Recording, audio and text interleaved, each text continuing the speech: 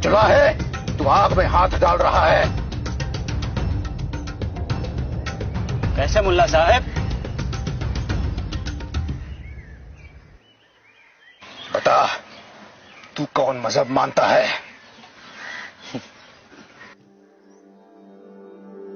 तुम भूले हुए हो। अगर भगवान ने तुम्हें अलग अलग सचमुच बनाया होता, हिंदू और मुसलमान को जन्म से अलग किया होता, तो मैं झूठा। बताओ, दुई जगदीश कहां ते आए, कहू कोने भरमाया, अल्लाह राम करीम केशव हरि, हजरत नाम धराया। कहना एक कनकते गहना, तामे भाव न दूजा, कहन सुनन को दुई कर घाते, एक निवाज एक पूजा। वही महादेव वही मोहम्मद, ब्रह्मा आदम कहिए, कोई हिंदू कोई तुर्क कहावे, एक जमी पर रहिए। वेद किताब पढ़े व कुतबा, वे मौलाना वे पांडे, बिगत बिगत के नाम धरायो, एक माटी के भांडे। कह कबीर त दोनों भूले, रामहू किनहू ना पाया, वे खसिया वे गाय कटावे, वादे जन्म गवाया। कहत कबीर सुना है साथ। अगर कबीर आज जीवित होते, सौभाग्य से या संभवतः दुर्भाग्य से, तो अनेक जेलों में सड़ रहे होते। क्योंकि कबीर ने जिस तरह के सवाल उठाए, जिस तरह की गहरी चोट की, वो चोट आज तो किसी भी 10-12 लोगों की भावनाएं आहत हो जाती हैं और पुलिस कार्रवाई शुरू हो जाती है।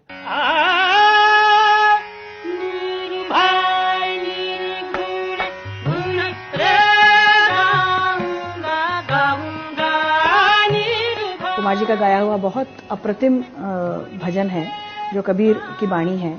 निर्भय निर्गुण गुण रे गाऊंगा, मूल कमल दृढ़ आसन बांधू जी।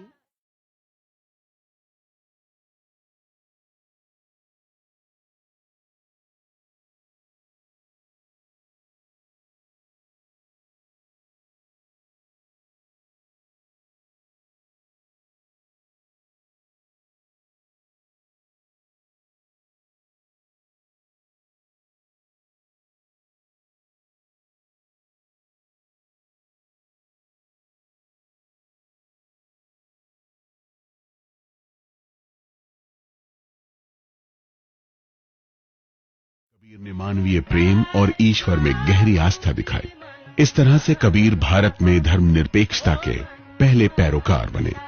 उन्होंने कहा, हिंदू मुसलमान नहीं, मानवीय प्रेम सबसे ऊपर है।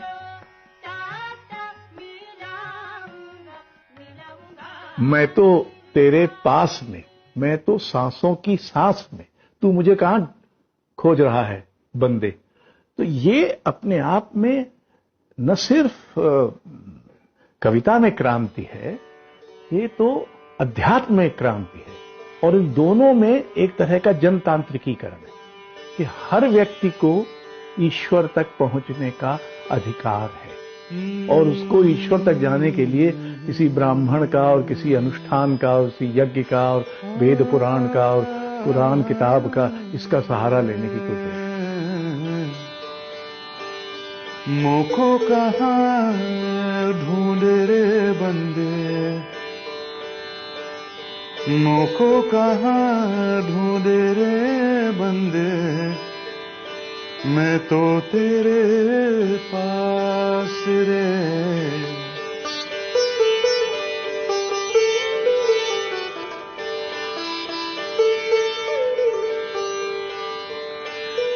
ना मैं जप में ना मैं तप में, ना मैं व्रत उपास में, मुझको कहाँ ढूंढे रे बंदे,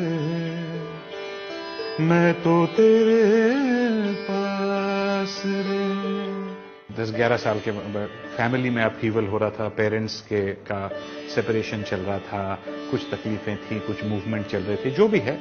मेरी जो गवर्नेंस थी वो नेपाल की थी, आया, मेरे को संभालती थी वो। तो एक दिन सुना मैंने, कोई आया था कोई, तो मैं जाके उससे पूछा कि दुख में सुमिरन सब करें, तो सुमिरन का क्या मतलब होता है? तो उसने बताया, हमने गले से माला निकाली, छोटे छोटे रुद्राक्ष जैसे माला थे। कहने लगी ये जो है माला, इसमें भगवान का नाम होता है, एक दफा बोलो भगवान भगवान का नाम। दुख में सुमिरन सब करे, सुख में करे ना कोई। I understood that. मैं बड़ी तकलीफ से उस वक्त निकल रहा था और मैं बहुत छोटा था, 10-11 साल की उम्र, मगर मैं समझ रहा था कि मैं अकेला हूं और ये मुझे खुद बर्दाश्त करना है। उस वक्त मैं उनको डिस्कवर किया।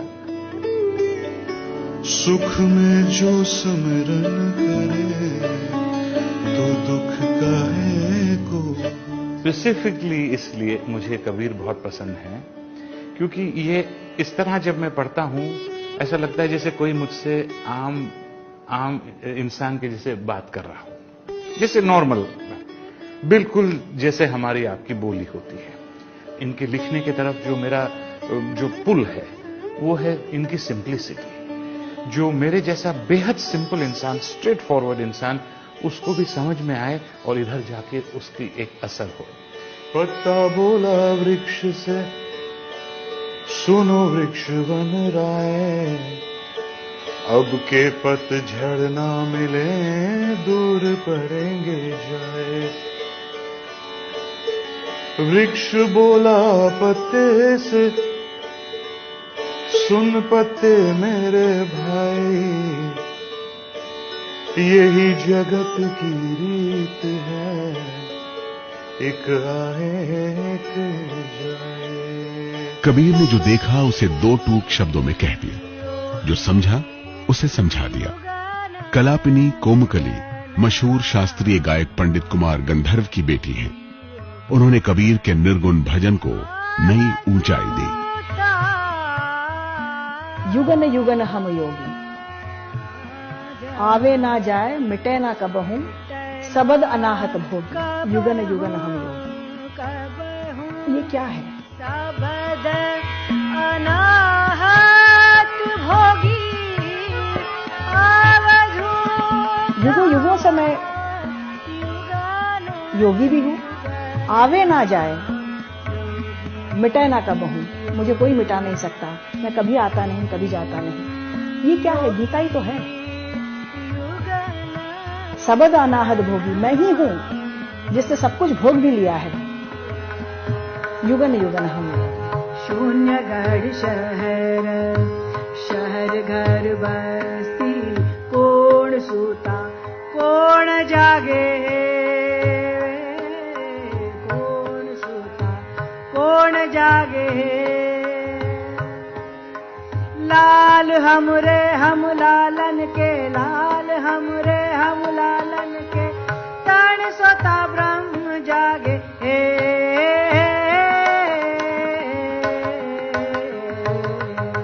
शून्य गढ़ शहर, शून्य गढ़ शहर, शून्य गढ़ शहर। कबीर साधुओं की संगत में तो रहे, लेकिन घर त्याग कर साधु बन गए, ऐसा ज्यादातर लोग नहीं मानते हैं। कबीर पंथियों की एक धारा उन्हें गृहस्थ मानती है। कहीं कहीं ये जिक्र आता है कि उनकी पत्नियां थी, लोई और रामजनिया, लेकिन ज्यादातर जानकार मानते हैं कि लोई और रामजनिया एक ही व्यक्ति के 2 नाम हैं, और कबीर ने अपनी रचनाओं में पत्नी को अलग अलग नाम से संबोधित किया है। उनके दोहों में वैसे ये लगता है कि कबीर की जिंदगी गरीबी में गुजरी। कबीर ने अपनी गरीबी के बारे में कहा है, जद का भाई जन्मिया कभी न पाया सुख, डाली डाली मैं फिरूं पाते पाते दुख। कबीर पंथ की एक धारा परिवार और उनके बच्चों जैसी बातों को बिल्कुल नहीं मानते। कबीर साहब का कोई शादीशुदा नहीं थे। वो कमाल और कमाली जो है वो तो सिकंदर लोदी ने जब परीक्षा ली कबीर साहब के, तुम खुदा को नहीं मानते तो क्या तुम खुदा से बड़े हो, हैं? तब उन्होंने 52 परीक्षा ली उनकी, अपने सैनिकों को, अपने पीरों को आदेश दे करके उनको 52 प्रकार की परीक्षा ली। उन परीक्षाओं में ये कमाल और कमाली का भी जन्म होता है। कबीर की घुमक्कड़ी की वैसे बहुत चर्चा है। कहा जाता है कि कबीर ने लंबी लंबी यात्राएं की। आईना अकबरी के अनुसार कबीर देश भर में खूब घूमे और कुछ दिन वो जगन्नाथपुरी में भी रहे। कबीर को दिल्ली के सुल्तान सिकंदर लोदी के काल का माना जाता है। कहा जाता है कि सिकंदर लोदी तक को कबीर की शिकायत की गई। G.H. वेस्टकॉट ने अपनी जानी मानी किताब कबीर एंड कबीर पंथ में लिखा है कि कबीर को उनकी साफ गोई ने उनके लिए चारों तरफ दुश्मन खड़े कर दिए।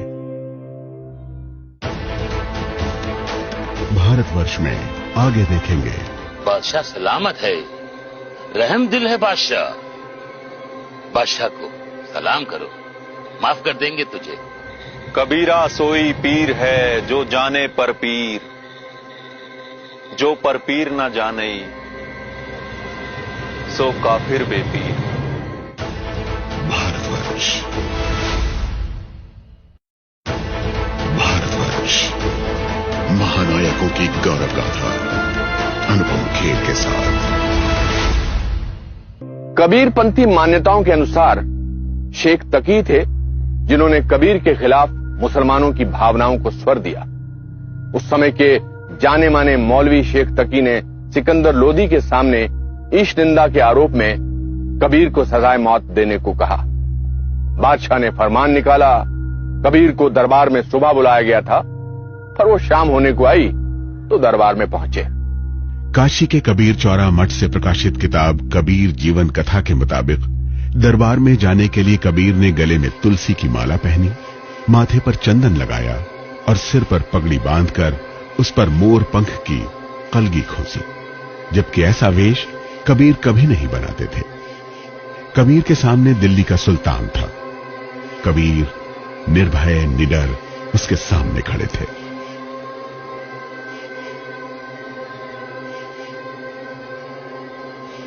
बादशाह सलामत है, रहम दिल है बादशाह। बादशाह को सलाम करो, माफ कर देंगे तुझे।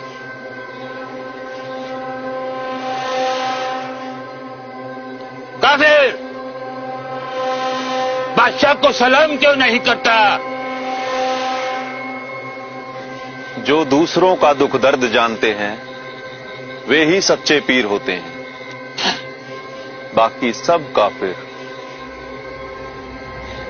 कबीरा सोई पीर है जो जाने पर पीर, जो पर पीर ना जाने सो काफिर बेपीर। रुको, हमने तुम्हें सुबह बुलवाया था और तुम शाम तक आए हो। क्यों? मैंने एक नजारा देखा, उसी को देखने में अटक गया। ऐसा कौन सा नजारा हो सकता है जो सुल्तान की हुक्म करने को मजबूर करे? मैंने सुई की नोक से भी बारीक छेद से एक कारवां गुजरता हुआ देखा। तुमने सुई की नोक से भी बारीक छेद से एक कारवां गुजरता देखा?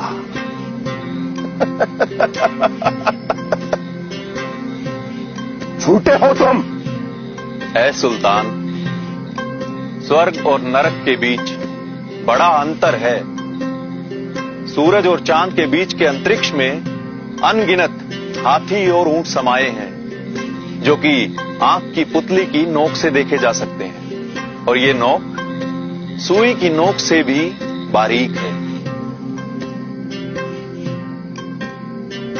इस कहानी के मुताबिक कबीर के इस जवाब से बादशाह बहुत खुश हुआ और उन्हें छोड़ दिया गया।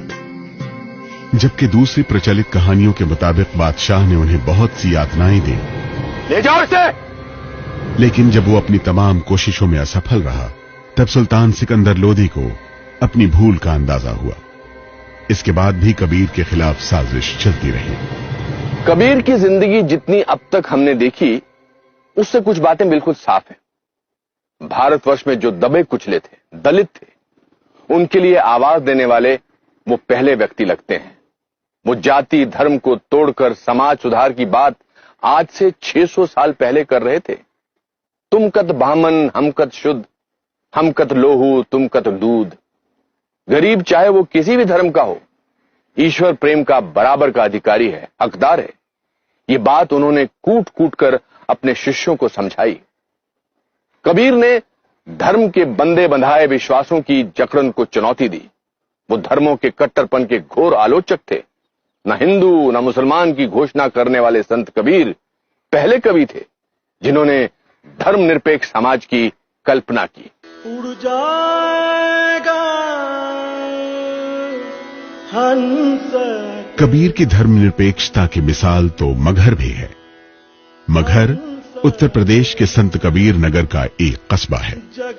यहां समाधि और मजार दोनों साथ साथ हैं। समाधि भी कबीर की, मजार भी कबीर की। काशी से मगहर कबीर क्यों आए, ये अपने आप में बड़ी कहानी है। एक मत यह है कि कबीर अपने आखिरी दिनों में काजी कोतवाल पंडितों से परेशान होकर मगहर चले आए। एक जगह कबीर कहते हैं, जो काशी तन तजय कबीरा, तो राम ही कौन नहीं हो रहा। कबीर ने कहा कि जो कबीरा काशी मरे तो राम ही कौन नहीं हो रहा। यदि कबीर काशी में मरता है तो राम क्या नहीं हो रहा करते हैं। राम किस लिए है, राम की उपासना क्यों करेंगे, राम की भक्ति क्या काम करता है। बनारस में अगर आपकी मृत्यु हुई तो आप भवसागर पाते। कबीर इसको नहीं मानते। कबीर कहते हैं कि मैं मगहर जाके मरूं, क्योंकि अगर मेरे क्रियाकर्म ऐसे हैं कि मुझे मुक्ति नहीं मिल सकती तो सिर्फ गंगा में नहाने से कैसे मिल जाएगी। गंगा के तट पर मेरी चिता जले, इससे मुझे मुक्ति कैसे मिल जाएगी। तो वहां भी मरते दम तक वो जो लोकप्रिय धारणाएं हैं उनको चुनौती देते हैं। किंवदंती है वो ये है कि जब वो उनकी मृत्यु हुई तो उनके दो संप्रदायों में झगड़ा था। मुसलमान कहते थे कि कबीर हमारे हैं और हिंदू कहते थे कि हमारे हैं। तो दोनों ने झगड़ना शुरू किया। तो कहते हैं कि वो कबीर की जो शव था उस पर चादर, और बाद सुबह जब देखा दोनों लड़ते हुए संप्रदायों ने तो वहां कुछ फूल थे, उनका शव नहीं था। वहां फूल ही मिले, वो शरीर नहीं मिला। वहां फूल मिले तो आधा फूल को हिंदुओं ने बांट लिया, आधा फूल को मुसलमानों ने बांट लिया। एक ने समाधि बना ली, एक ने मजार बना लिया। आज भी वो वहां प्रसिद्ध है। अगर कोई समाज ये कल्पना करता है कि एक मृतदेह एक शव कुआं में बदला, तो मेरी दिलचस्पी उस कल्पना का अर्थ समझ। किंवदंती इस बात की सूचना देती है कि हिंदू और मुसलमान में भेद नहीं है। हिंदू और मुसलमान दोनों धर्मों की ये जो भेद की बात है ये व्यर्थ है। ये खुद कबीर के अनुयायी एक सीमा के बाद नहीं पचा पाए। मुझे ये कहानी कबीर की पर्सनल ट्रेजेडी की कहानी। उड़ जाएगा हंस अकेला, हंस अकेला, जग दर्शन का मेला, जग दर्शन का मेला। जैसे पात गिरे तरवर के मिलना। उड़ जाएगा हंस अकेला, जग दर्शन का मेला। चादर उठाई तो सिर्फ फूल मिले। उस परमहंस आत्मा का शरीर फूलों में बदल चुका था। अब मगहर में मजार भी है और समाधि भी। ये कहानी 100% सही हो तब भी और काल्पनिक हो तब भी कबीर को हमें ढूंढने में मदद करती है। कबीर हमारे बीच जिंदा हैं अपने शब्दों के जरिए, इन कहानियों के जरिए। कोई उन्हें कवि मानता है, कोई उन्हें समाज सुधारक कहता है, कोई संत कहता है, कोई उन्हें अवतार मानता है, कोई भगवान मानता है, कोई उन्हें धर्मनिरपेक्षता का सबसे पहला झंडा बरदार मानता है। ये सारी बातें सही हैं, क्योंकि कबीर होने का मतलब ही महान होना है। भारतवर्ष के अगले एपिसोड में देखिए